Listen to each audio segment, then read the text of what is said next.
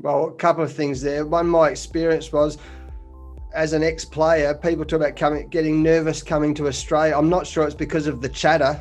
I think it was because they're coming up against some very, very great players, and the competition. If you're facing Warney or Glenn McGrath, or you're bowling against Adam Gilchrist or Steve Waugh or Ricky Ponting, I think that makes you more nervous than a few words that might be spoken. So that's certainly my experience. And in terms of the current Australian cricket team, anyone who's watched what's happened in the last couple of years, we talked about our behaviours on and off the field, and we talked about there's no room for abuse. There's plenty of room for banter and having fun and having that competitive instinct, but there's no room for abuse. I've always thought that as a player and certainly as a coach. So I think it's really healthy. I think it's healthy. You're going to see great cricketers go up against each other. There's going to be moments of intensity like you see in all sport. But there's no room for abuse. But we saw last year, there was last time India were out here, there was some great examples. The captain, Tim Payne, he's got a great sense of humour. We love what Virat Kohli was doing. There's a great sense of humour, a great sense of theatre to it all. But in the end of the day, I can promise you that the pressure on the cricket field has nothing to do with the words spoken. It's about the person you're up against, and we're lucky in this series. There's going to be a lot of great cricketers, and that's enough intensity, let alone any words spoken. It's none of our business. We've got our own challenges. We come together, as I said, we all come together for the first time as a group on the morning of the game. So it's India. It's up to India who they choose. It's up to India what they do. We've got there's literally zero control. We have one thing I've learned through the COVID period is that if you get caught up in things you can't control, then you literally go crazy. So one thing we have zero control over or say in is who India pick.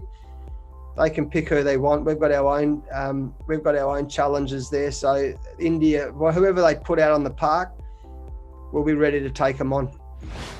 Well, we know that Jasprit Bumrah, world class bowler. Shami, really good opening combination. We have great respect for that. Our guys have seen a fair bit of them now, though, through the IPL, through the last couple of summers we've played. I think we've played 14 ODIs in the last few years against India. I think it's 7 all.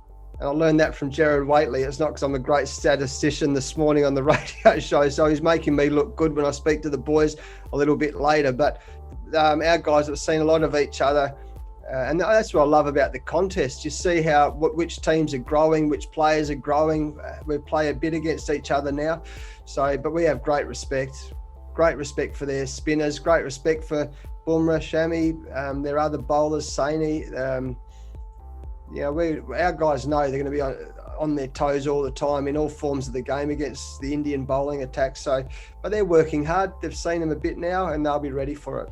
In T20 cricket, we've got not just wrist spinners, we've got Ashton Agar and Adam Zampa, who have been fundamental. That partnership has been fundamental in us being ranked number 1 at the moment. And that's my opinion.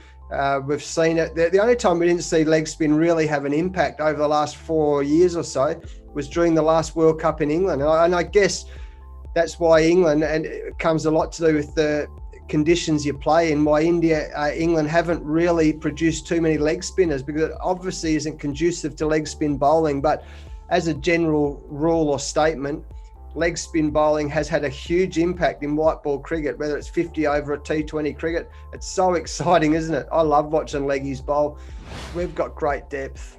We showed it throughout the Ashes series. We rotated our bowlers a little bit. We managed our bowlers according to different conditions and according to how they were feeling. We've got 3 Mitchell Starc, Pat Cummins, Josh Hazlewood. We've got James Pattinson. We've got Sean Abbott and Michael Nessa knocking so hard on the door, and because of their performances, not only in Sheffield Shield cricket, but also over the last year or so. So we've got great depth. We're really confident that we can cover whatever the scenarios are where the guys need a little chop out physically or mentally. We've got great depth, so I'm really comfortable in that and really confident in that. So it's one of our competitive advantages. I've got no doubt about that.